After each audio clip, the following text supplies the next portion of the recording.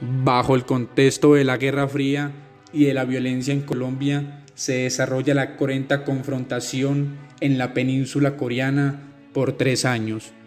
Esta guerra, que dio inicio entre 1950 y 1953 en tierras de Corea del Sur y del Norte, en donde dejó más de medio millón de pérdidas humanas, pero también a un contingente colombiano reconocido por los mismos norteamericanos por su desempeño. Bajo el mando de las Naciones Unidas hicieron parte también tropas de más de 20 naciones en el mundo, de manera que fue uno de los conflictos con más participación de países extranjeros en un solo territorio. Y, como 2 y 2 son 4, fue una confrontación casi directa entre los Estados Unidos y la Unión Soviética. Y es que para 1950 el orden político mundial era bastante complejo, ya que las estrategias expansionistas y de contención de los bloques de poder moldearon el devenir diplomático en el planeta. Puede resultar sorprendente que para Colombia ese conflicto en tierras lejanas tuviera efectos, más aún si se habla de soldados colombianos, víctimas mortales en Corea o de veteranos que hoy cuentan su historia. Todo esto convirtió a Colombia en el único país latinoamericano que colaboró real y materialmente con la causa norteamericana para derrotar la expansión del comunismo en Corea, en donde un gran contingente de soldados colombianos combatió contra norcoreanos y chinos. Ese apoyo a la defensa de Surcorea, que no era más que otra batalla de la política comunista de Estados Unidos y que fue respaldado por el Partido Conservador en Colombia, un grupo político que reflejaba el pensamiento occidental y que reinaba para aquella época en el país. Pero por otro lado, ese respaldo fue visto como un desacierto que ignoraba la realidad nacional de guerra bipartidista que se vivía y que ponía en riesgo la soberanía de un país sin experiencia notable en guerra de guerrillas a nivel internacional.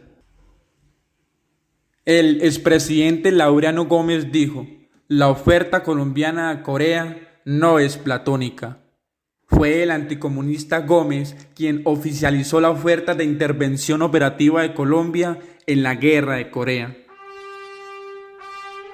En 1951, Colombia llega a territorio surcoreano, desplegando poco más de 4.000 hombres entre infantería y marina a tierras totalmente desconocidas y una zona en la que la guerra estaba en su punto máximo, en donde no había oportunidad para reconocer el lugar, ni mucho menos para cometer errores. Desde 1951, los combates más cruentos e importantes se dieron contra los ejércitos comunistas chinos, que sufrieron cientos de bajas, y durante aproximadamente 2 años se enfrentaron al Ejército Rojo en luchas por cerros y puntos estratégicos, los cuales eran vitales a la hora de ganar terreno.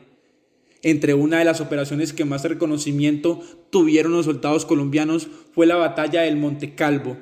ya que consiguieron victorias en lugares estratégicos y con actuaciones sobresalientes, mostrando así resultados que de alguna manera no eran esperados por las potencias mundialistas que estaban presentes en el conflicto.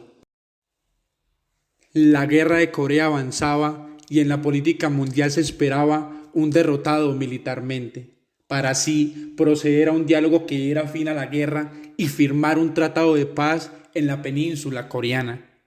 Hacia 1953, antes de la finalización del conflicto, el ministro de Guerra dejó ver su intención de retirar el batallón de su zona de conflicto por razones de sostenibilidad y por las pérdidas humanas que aumentaban. La decisión se tomó en el gobierno del expresidente Rojas Pinilla.